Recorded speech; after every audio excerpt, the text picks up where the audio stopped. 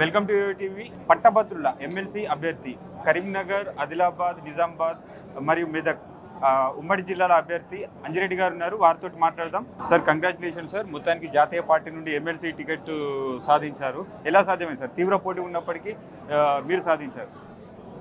గత 30 సంవత్సరాల నుండి నేను ఎన్నో సేవా కార్యక్రమాలు చేస్తూ ఆర్ఎస్ఎస్గా ఉండి ఎస్ఆర్ ట్రస్ట్ ద్వారా బడుగు బలహీన వర్గాలకు ఎన్నో సేవా కార్యక్రమాలు చేస్తూ నా సేవను గుర్తించి పార్టీలో కూడా అంచెలంచెలుగా ఎదుర్కొంటూ నేను స్టేట్ ఎగ్జిక్యూటివ్గా ఉండి ఎన్నో కార్యక్రమాలు చేసుకున్నాక నా పనిని గుర్తించి పార్టీ నాకు టికెట్ ఇచ్చినందుకు పేరు పేరున అందరికీ ధన్యవాదాలు తెలియజేస్తా ఉన్నాను. పెద్దలందరికీ. గ్రాడ్యుయేట్ ఓటర్ల నమోదులు అంటే ఇప్పటివరకు మీ తరఫున ఎన్ని నమోదు చేయించారు? మా తరఫు నుండి ఎన్నో గ్రాడ్యుయేట్ ఓట్లు నమోదు కావడం జరిగింది. సుమారు ఇంచుమించుగా 66,576 ఓట్లు మేము నమోదు చేయడం జరిగింది. ఇంకొకటి ఏంటంటే, పట్టభద్రులు ఏదైతే ఉందో కాంగ్రెస్ ప్రభుత్వం మీద 14 ఏళ్ళు కాలేదు, ఎంత విరక్తి పట్టిందో మీరు ఆలోచించుకోవాలి. ఎందుకంటే ఇచ్చిన హామీలు ఒకటి చెప్పండి సార్. ఏడాది గడిచిపోయింది, గ్రామ సభలు జరుగుతున్నాయి, తీవ్రంగా సంగ్రామాలు జరుగుతున్నాయి. ఇందిరమ్మ ఇళ్ళకి ఎన్నిసార్లు అప్లికేషన్ ఇవ్వాలంటారు, రేషన్ కార్డులు కూడా ఇవ్వలేని పరిస్థితి. అసలు ఈ వ్యతిరేకత మీకు ప్లస్ అవుతుందా? అసలు అంటే కాంగ్రెస్ రాష్ట్ర ప్రభుత్వ పరిస్థితి ఎట్లా ఉంది? కాంగ్రెస్ ప్రభుత్వానికి చిత్తశుద్ధి ఉంటే గతంలో ఏదైతే రైతుల విషయంలో తీసుకుంటే రైతు బంధు ఇస్తాన్ని ప్రతి ఒక్కరికి ఇవ్వడం జరిగింది. ఆన్లైన్లో డీబీటీ డైరెక్ట్ బెనిఫిట్ స్కీమ్ కింద ప్రతి ఒక్కరికి ఇవ్వడం జరిగింది. పైలట్ ప్రాజెక్ట్ కింద 606 మండలాల్లో పైలట్ ప్రాజెక్ట్ కింద ప్రతి ఓన్లీ మండలానికి ఒక గ్రామం ఎంచుకోవడానికి ఇది ఎంతవరకు సమంజసం ప్రజలు ఆలోచించుకోవాలి. ఇది ఏంటంటే రన్నింగ్ స్కీమ్, కొత్త స్కీమ్ కాదు. రన్నింగ్ స్కీమ్ను ఎందుకు మీరు ఇస్తున్న హామీలు 15,000 ఇస్తాని ఎందుకు ఇవ్వలేకపోతున్నారు? 3 పంటలైనవి ఇంతవరకు ఇవ్వలేకపోతున్నారు. ఇదే నిదర్శనం. ఇంకొకటి ఏంటంటే, మీరు కులగణన అన్నారు. కులగణన అన్న తర్వాత ప్రతి ఒక్కరిని ఏంటంటే దానికి టైంపాస్ ఒక 6 నెలలు చేశారు. ఇప్పుడు ఏంటంటే రేషన్ కార్డ్స్ అని, రేషన్ కార్డ్స్ ఆల్రెడీ ఉన్నాయి. ఉన్న రేషన్ కార్డ్స్ మీరు ఏమైనా కొత్త ఇస్తే దానికి యాడ్ చేయండి. ఆ రేషన్ కార్డు కూడా ఇంతవరకు ఇవ్వకపోవడం. ఈ నిరుద్యోగులు ఉన్నారు. నిరుద్యోగులు ఏవైతే నిరంతరం ఏంటంటే 2 లక్షల ఉద్యోగాలు ఇస్తున్నారు, ఇంతవరకు నోటిఫికేషన్ ఇవ్వలేరు.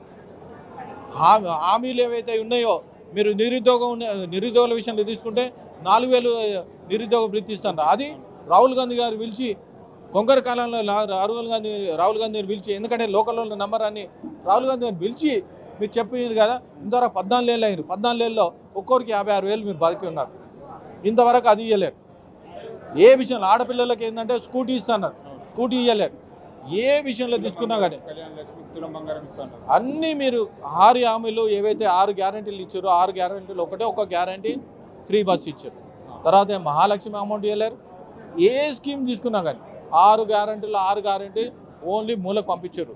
అంతేగాని ఒకటి మేధావులు ఎవరైతే ఉన్నారో భారతీయ జనతా పార్టీ మేధావులు మా ఎమ్మెల్యే ఉన్నారని ఎందుకు చేస్తున్నారంటే 4 పార్లమెంట్లో 4 ఉమ్మడి జిల్లాల్లో 4 పార్లమెంట్ మేమే గెలిచినాం. 41% మాకు ఓటు వచ్చింది. ఉద్యోగులు ఎవరైతే ఉన్నారో మేధావులు ఎవరైతే ఉన్నారో వాళ్ళందరూ ఏంటంటే భారతీయ జనతా పార్టీ మోదీ గారు చూసి, మోదీ గారు ప్రపంచంలో 5వ దేశం ఆర్థిక దేశంగా తీర్చిదిద్దిన ఘనత ఓన్లీ ప్రభుత్వం. అన్నిటికన్నా గొప్ప ఏంటంటే 10 సంవత్సరాల నుంచి ఏ ఒక్క అవినీతి అన్నా చూపించండి. కాంగ్రెస్ పార్టీలో అన్ని అవినీతులే. ఆ అవినీతి లేదనుకో స్ట్రాంగ్నెస్ ఉంటుంది. అవినీతి ఎప్పుడైతే ఉందో ఎక్కడ స్ట్రాంగ్నెస్ లేదు. మీ గురించి మేము ఫైట్ చేస్తాం, మండల ఫైట్ చేస్తాం, మీ ఉద్యోగాలు వచ్చినంత వరకు ఫైట్ చేస్తాం. మేధావుల విషయంలో అయినా, డాక్టర్ల విషయంలో అయినా, అడ్వకేట్ల విషయంలో అయినా. ఈ డాక్టర్లకి ఏంటంటే సెక్యూరిటీ విషయంలో, అడ్వకేట్లకు సెక్యూరిటీ విషయంలో ఎప్పుడు మీ గురించి మేము ఫైట్ చేస్తాం.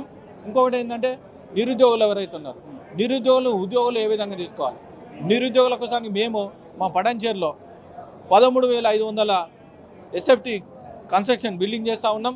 వాళ్ళందరికీ స్కిల్ డెవలప్మెంట్ పెట్టి వాళ్ళందరికీ ట్రైనింగ్ ఇచ్చేసి లోకల్ కంపెనీస్ ఏవైతే ఉన్నాయో వాళ్ళకి స్టైఫండ్ ఇచ్చి వాళ్ళకి 20 లక్షలు ఇన్సూరెన్స్ చేయించి మేము 100% వాళ్ళకు ఉద్యోగాలు మాది అది మా పద్ధతి అదే.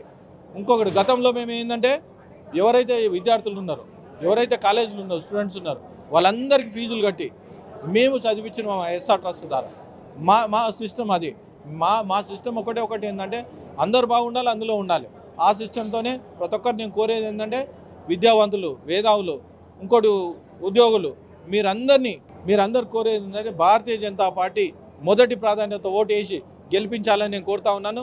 ఓటు ద్వారా మీరు బుద్ధి చెప్పాలి. ఓటు ద్వారా బుద్ధి చెప్పినప్పుడే కాంగ్రెస్ బుద్ధి వస్తుంది. మీ మండలంలో మీ గురించి నేను ఫైట్ చేస్తాను, నిరంతరం ఫైట్ చేస్తాను తెలియజేస్తూ మీ గొంతుకనే ఉంటానని తెలియజేస్తాను. Thank you sir. ఇది మొత్తానికైతే ప్రభుత్వ వ్యతిరేకత ఖచ్చితంగా ఉంటుంది. మేధావులు మొదటి ప్రాధాన్యత తనకు వేసి ఖచ్చితంగా గెలుస్తానని చాలా కాన్ఫిడెన్స్గా చెప్తున్న పరిస్థితి. Over to studio.